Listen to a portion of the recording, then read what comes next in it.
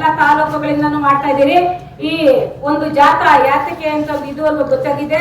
ಸಂಸತ್ ಸದಸ್ಯರ ಮನ ಮುಂದೆ ನಮ್ಮ ಬೇಡಿಕೆಗಳು ಈಡೇರಿಸಿಕೊಳ್ಳೋಕ್ಕೋಸ್ಕರ ನಾವು ಹೋರಾಟ ಮಾಡ್ತಾ ಇದ್ದೀವಿ. ಆ ಸಂಸತ್ ಸದಸ್ಯರ ಆರೋಗ್ಯ, ಆಹಾರ, ಶಿಕ್ಷಣ ಎಲ್ಲರಿಗೂ ಬೇಕು, ಸರ್ಕಾರ ನೀಡಬೇಕು. ಬೇಟಿ ಪಡಾವೋ ಬೇಟಿ ಬಚಾವೋ ಅಂತ ಅಂದ್ಬಿಟ್ಟು ಮೋದಿ ಸಾಹೇಬರು ಹೇಳಿದ್ರು. ಆದ್ರೆ ಹೆಣ್ಣು ಮಕ್ಕಳಿಗೆ ಅನ್ಯಾಯ ಮಾಡ್ತಾ ಇದ್ದಾರೆ. ಹೆಣ್ಣು ಮಕ್ಕಳಿಗೆ ಸಕಾಲಕ್ಕೆ ಪೇಮೆಂಟ್ ಕೊಡ್ತಾ ಇಲ್ಲ, ನಮ್ಗೆ ಇಳುಗಂಟು ಕೊಡ್ತಾ ಇಲ್ಲ. 3 ರಿಂದ 6 ವರ್ಷ ಮಕ್ಕಳಿಗೆ ARF ಫುಡ್ ವಿತರಣೆ ಮಾಡ್ತಾ ಇದ್ದಾರೆ. ಅಕ್ಕಿ, ಬೇಳೆ, ಎಣ್ಣೆ ಅಂಗನವಾಡಿಗಳಲ್ಲಿ ಇದುವರೆಗೂ ಕೊಡ್ತಾ ಇಲ್ಲ.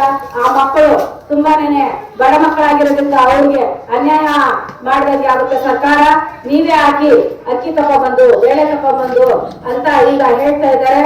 ಮೊಟ್ಟೆನೂ ಕೊಡ್ತಾ ಇಲ್ಲ. ಇದರ ವಿರುದ್ಧವಾಗಿ ಹೋರಾಟ ಮಾಡಬೇಕು. ಮತ್ತೆ ಗ್ರಾಚ್ಯುಟಿ ಕೊಟ್ಟಿಲ್ಲ, ಪೇಮೆಂಟ್ ಜಾಸ್ತಿ ಮಾಡಿಲ್ಲ. 3 to 6 ಮಕ್ಕಳಿಗೆ ಮೊಟ್ಟೆನೂ ಕೊಡ್ತಾ ಇಲ್ಲ, ಗರ್ಭಿಣಿ ಬಾಣಂತಿಗೂ ಕೊಡ್ತಾ ಇಲ್ಲ. ಕೇಂದ್ರ ಸರ್ಕಾರದಲ್ಲಿ ತುಂಬಾ ಅನ್ಯಾಯ ಮಾಡ್ತಾ ಇದ್ದಾರೆ. ಏನು ಅನುದಾನವೂ ಬಿಡುಗಡೆ ಮಾಡ್ತಾ ಇಲ್ಲ. ಒಂದು ಅನುದಾನ ಬಿಡುಗಡೆ ಆಗಿದ್ರೆ ನಮ್ಗೆ ಈ ತರ ತೊಂದರೆ ಆಗ್ತಾ ಇಲ್ಲ. ಮತ್ತೆ ಗ್ಯಾಸ್ ಹಣ ಬಿಡುಗಡೆ ಮಾಡ್ತಾ ಇಲ್ಲ. ತುಂಬಾ ಅನೇಕ ತೊಂದರೆ ಇದೆ ಅಂತ ನಮ್ಗೆ ಈಗಾಗಲೇ ಅಂಗನವಾಡಿ ಕಾರ್ಯಕರ್ತರಿಗೆ ಗೊತ್ತಿದೆ. ಅದರ ವಿರುದ್ಧವಾಗಿ ಒಂದು ದಿನ ಹೋರಾಟ ಸಂಸತ್ ಸದಸ್ಯರ ಮನೆ ಮುಂದೆ ಅನ್ಕೊಂಡಿದ್ದೀವಿ. 5ರಿಂದ ನಾವು ಹೋಗಿ ಸಂಸತ್ ಸದಸ್ಯರ ಮನೆ ಮುಂದೆ ಹೋರಾಟ ಮಾಡೋದು. ಒಂದು ರಾತ್ರಿ ಎಲ್ಲರೂ ಸ್ಕಾರ್ಫ್ ಆಗಲಿ, ಸ್ವೆಟರ್ ಆಗಲಿ ತಗೊಂಡ್ಬರ್ಬೇಕು. ಅಲ್ಲೇ ನೈಟ್ ಉಳ್ಕೊಂಡು ಹೋರಾಟನ ಸಕ್ಸಸ್ ಮಾಡಬೇಕು. ನಮ್ಮ ಬೇಡಿಕೆ ಈಡೇರಿಸ್ಕೊಳ್ಬೇಕು ಅಂತ ಅಂಗನವಾಡಿ ಕಾರ್ಯಕರ್ತರಿಗೆ ಮನವಿ ಮಾಡ್ಕೊಂತ ನಾ 2 ಮಾತನ್ನು ಮುಗಿಸ್ಕೊಳ್ತಾ ಇದ್ದೀನಿ. ಜಿಂದಾಬಾದ್ ಹೇಳಮ್ಮ. ಜಿಂದಾಬಾದ್ ಜಿಂದಾಬಾದ್. CITU ಜಿಂದಾಬಾದ್. ಯಾತಕ್ಕಾಗಿ ಹೋರಾಟ? ನ್ಯಾಯಕ್ಕಾಗಿ ಹೋರಾಟ. ಏನೇ ಬರಲಿ ಒಗ್ಗಟ್ಟಿರಲಿ. ಏನೇ ಬರಲಿ ಒಗ್ಗಟ್ಟಿರಲಿ. बच्चा को अंडे भी नहीं दे रही, खाना भी सीधा नहीं दे रही, राशन भी नहीं आ रहा है. पूरा सबको पूरा नरेंद्र मोदी को पूरा सब आंगनबाड़ी स्कूलों को पूरा ये करना का कोई पूरा बजट नहीं है, धर्मे नहीं. हमने 3-4 महीने से धर्मे तक नहीं दिए.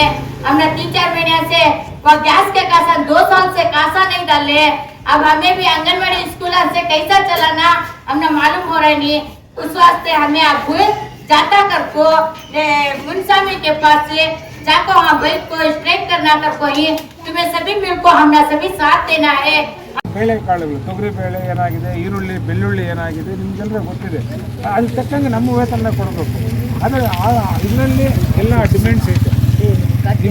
ನಿಮ್ಮ ಸಮಸ್ಯೆಗಳು ಮತ್ತು ಜನಸಾಮಾನ್ಯರ ಸಮಸ್ಯೆಗಳು ಮತ್ತು ರೈತರ ಸಮಸ್ಯೆಗಳು ಎಲ್ಲವೂ ಅದರಲ್ಲೈತೆ.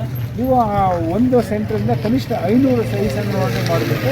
ಅದನ್ನು ಪ್ರಧಾನಮಂತ್ರಿಗಳಿಗೆ ಕಳಿಸ್ಕೊಡುವಂತೆ. ಮತ್ತು ನಿಮ್ಮ ವ್ಯಾಪ್ತಿಯಲ್ಲಿ ಬರುವಂಥವ್ರ ಜೊತೆ ಇದೆಲ್ಲ ಡಿಸ್ಕಷನ್ ಮಾಡೋದ್ರಿಂದ ನಿಮ್ಮ ನೈಜ ಸಮಸ್ಯೆಗಳು ಅವ್ರಿಗೆ ಮನವರಿಕೆ ಆಗುತ್ತೆ.